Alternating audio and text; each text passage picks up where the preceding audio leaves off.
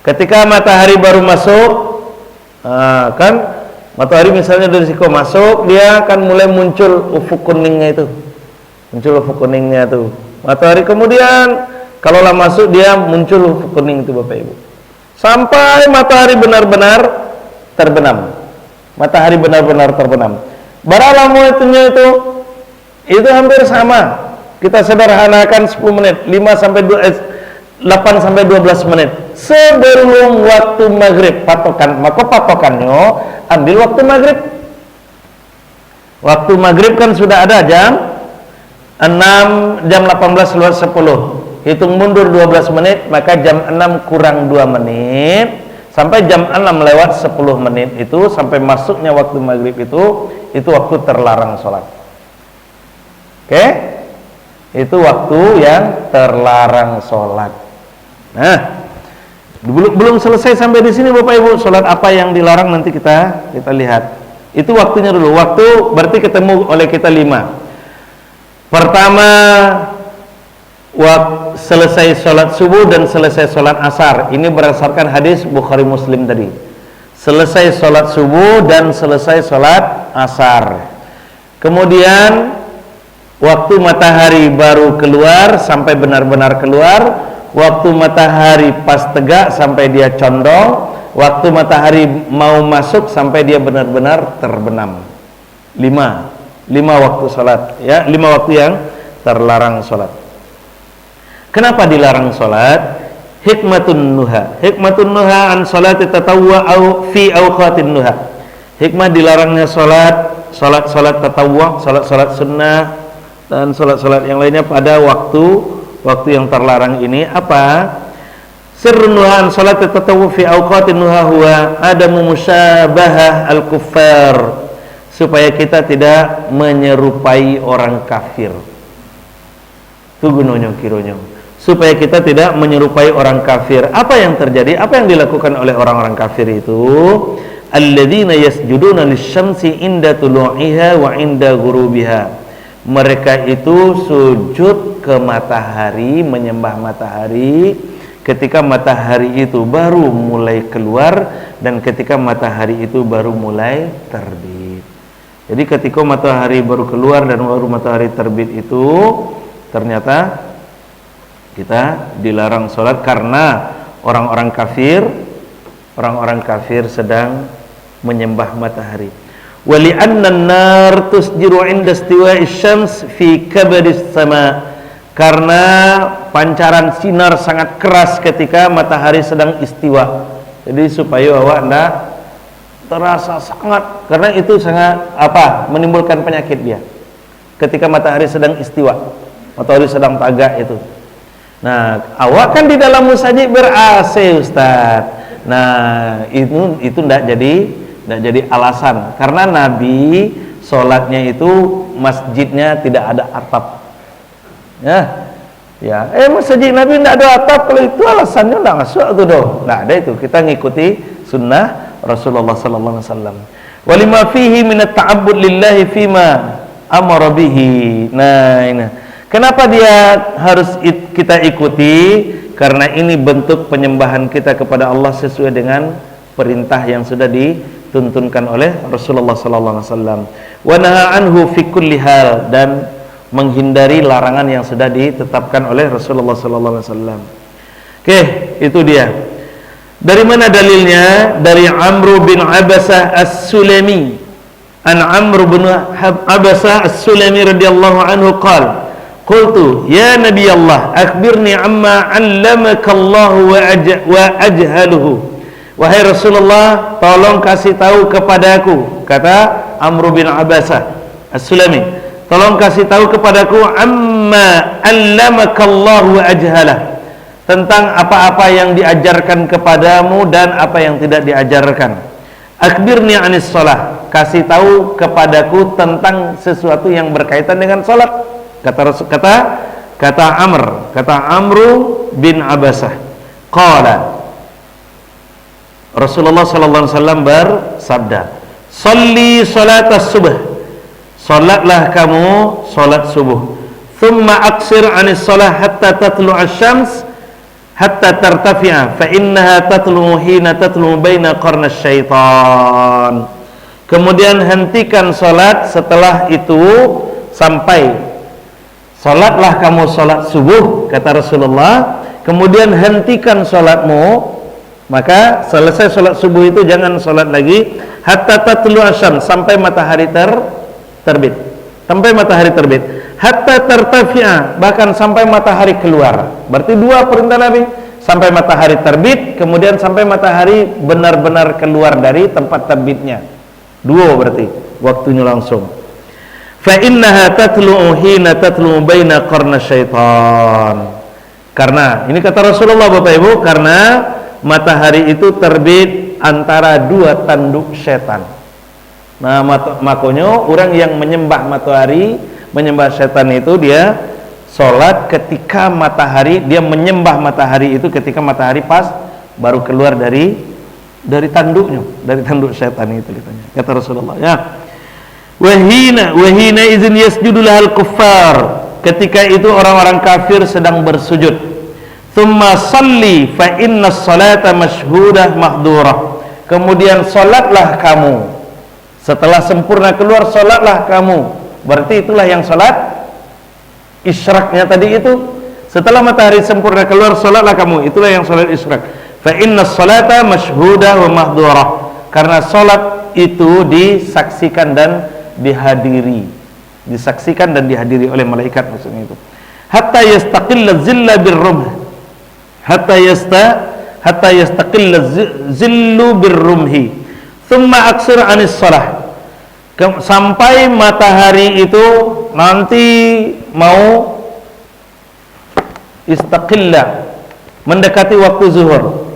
Thumma aksir anis salah. Kemudian hentikan salatnya. Kalau sudah mau masuk waktu zuhur itu hentikan salatnya. Fa inna hina izin tusjaru jahannam. Karena ketika itu Jahannam sedang bergejolak. Nah, api Jahannam sedang bergejolak. Kiranya bukan hanya matahari yang sedang panas saja Bapak Ibu yang menjadi rahasianya, tapi juga Jahannam sedang bergejolak, kata Rasulullah sallallahu alaihi wasallam. Fa idza qabala al-fa'u fasalli. Kalau sudah condong maka salatlah kamu. Itu yang salat zuhur itu nanti. Fa inna salata mashhudah mahdurah. Karena salat di waktu itu dihadiri dan disaksikan. Nah, salat zuhur itu. Hatta tusalli al-asar, sampai kamu salat asar. Jadi dari zuhur sampai asar kalau niat salatlah, bebas kok. Nah, barakat Allah dewa. Tsumma aksir anis shalah. Kemudian nanti setelah salat asar, lanjut kita salat asar, setelah salat asar itu aksir anis shalah. Potong salatnya. Jangan salat lagi. Setelah salat asar tidak boleh salat lagi. Hatta taghrub asy-syams, sampai matahari itu terbenam. Fa innaha taghrubu baina qarna syaitan. Karena ketika matahari terbenam itu dia terbenam di antara dua tanduknya syaitan. Wa hina idzin yasjudu lahal kuffar, dan orang-orang kafir waktu itu juga bersujud. Jadi orang kafir itu dia bersujud menyembah matahari di saat matahari baru terbit dan matahari baru terbenam. Sedikit Abu Awwabin namanya. Ya, Awwabin. Oke, kita jawab dulu pertanyaan ibu kita. Awwabin itu waktunya dua. Nanti kita bahas secara detail lah. Awwabin itu waktunya dua. Pertama di dalam waktu duha. Di dalam waktu duha itu di inti duha sampai akhir duha. Yang kedua antara maghrib dengan isya. Ya, antara maghrib dengan isya. Di dalam waktu duha, kemudian antara maghrib dengan isya. Lebih detail lagi.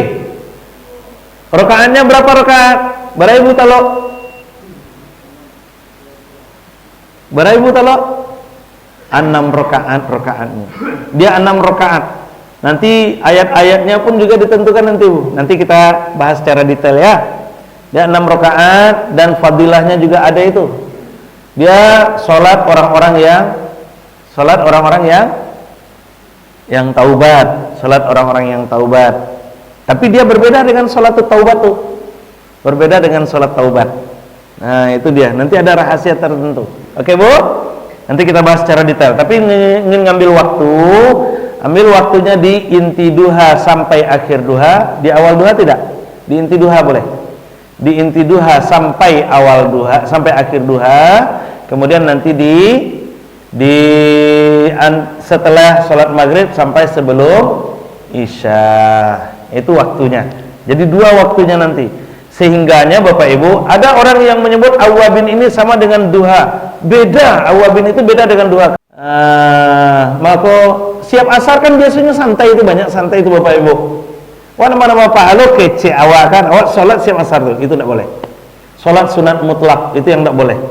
Sholat sunat mutlak itu sholatnya tidak ditentukan. Beda tahajud, duha, itu kan ditentukan sholatnya. Nah, kalau sholat sunat mutlak itu sengaja aku sholat sunat 2 rakaat karena Allah Ta'ala, ada sholat 2 rakaat. Niat tambah lagi, boleh. Sengaja aku sholat sunat 2 rakaat karena Allah Ta'ala, sholat lagi. Niat tambah lagi, bara rakaat taluk, bara taluk, 1000 rakaat pun taluk, boleh juga. Tapi tidak boleh ditunaikan di waktu yang terlarang. Waktu yang terlarang. Oke? Seperti siap asar, kan panjang tuh waktu itu tuh. Nah, nanti jangan ditunaikan di siap itu. Kemudian apa lagi? Sholat sunat yang sebabnya mutaakhir. Sebabnya itu setelah penunaian sholat sunatnya baru sebabnya itu. Apa maksudnya itu? Apa contohnya? Sholat sunat umroh misal. Kan sholat dulu baru awak umrohnya kan, Pak Ibu kan? Sholat dulu baru umrohnya. Itu kan sholat dulu baru umroh. Umroh itu sebab, tapi sebabnya kan belakangan. Beda Bapak Ibu, misal sholat sunat wudhu, sebabnya di awal kan, wudhu dulu baru sholat, itu boleh. Sholat tahiyatul masjid, masuk dulu ke dalam masjid baru sholat, berarti itu sebabnya di awal. Kalau sebabnya di awal, maka itu boleh ditunaikan walaupun di waktu terlarang. Jadi Bapak Ibu misalnya jam 2 balik pas masuk masjid, itu jam 2 balik pas waktu terlarang bukan? Ya kan? Nah, karena kita sudah masuk masjid, berarti kita sudah mendapatkan sebab, kita boleh sholat tahiyatul masjid. Paham? Nah, tapi kalau sebabnya belakangan, misalnya sholat umrah misalnya, makanya kalau awak misal, kalau kapai umrah itu kan sholat sunat umrah di tempat kita mikot itu kan Bapak Ibu. Awak miqat sholat sunat umrah kalau dari Madinah itu awak di Bibir Ali. Kalau awak di Makkah awak pergi ke Tan'im, maka pergi ke Tan'im itu calik waktunya. Calik waktunya. Jangan siap asar pergi. Kalau siap asar pergi berarti awak kan kita akan sholat tuh di situ Bapak Ibu. Nah, itu tidak boleh. Itu dia. Paham Bapak Ibu? Tuh. Jadi sholat yang dilarang itu sholat pertama sholat sunat mutlak, sholat sunat mutlak. Yang kedua sholat yang tidak ada sebab. Yang kedua sholat yang ada sebab dan sebabnya ini ditunaikan belakangan. Itu tidak boleh.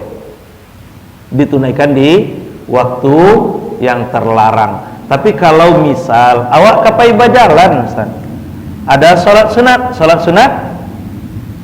apa namanya? Awak kapai jalan jauh kok. Sholat sunat safar. Sholat sunat safar kan kapai jalan jauh tuh, misalnya awak kapai ke Jakarta, awak kapai ke Makkah misalnya kan awak sholat sunat dulu di rumah. Sebelum berangkat itu sholat sunat dulu di rumah, sholat sunat safar namanya. Nah, sebabnya sebelum atau sesudah? Sebabnya setelahnya kan. Sholat dulu baru awak safarkan, maka perhatikan waktunya. Jangan sampai ditunaikan di waktu yang terlarang. Kalau pas tiba di waktu yang terlarang awak berjalannya tuh, maka tidak perlu sholat safar kita.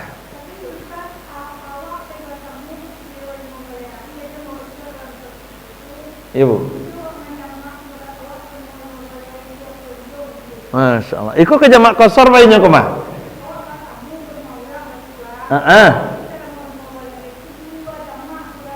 Awak pergi ke Jakarta, ke rumah anak awak di Jakarta tuh. Mulai hari awak lamunnya di situ, boleh awak menjamak di situ selama 5 hari. Menurut Imam Abu Hanifah boleh.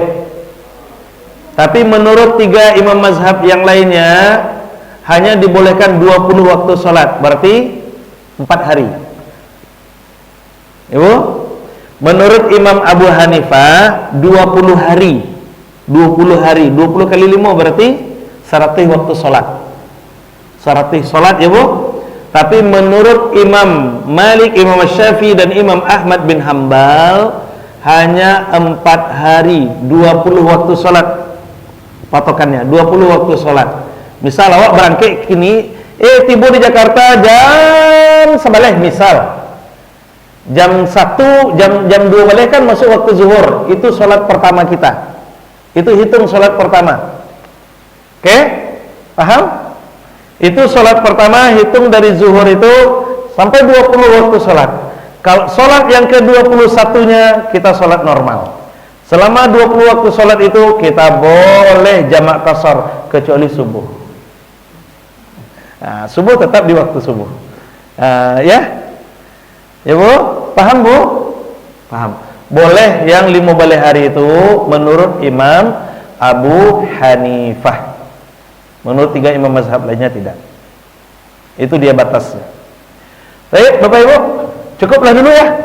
Untuk pagi ini cukup, mudah-mudahan ada manfaatnya bagi kita bersama. Besok kita ulas lagi, lebih dalam lagi.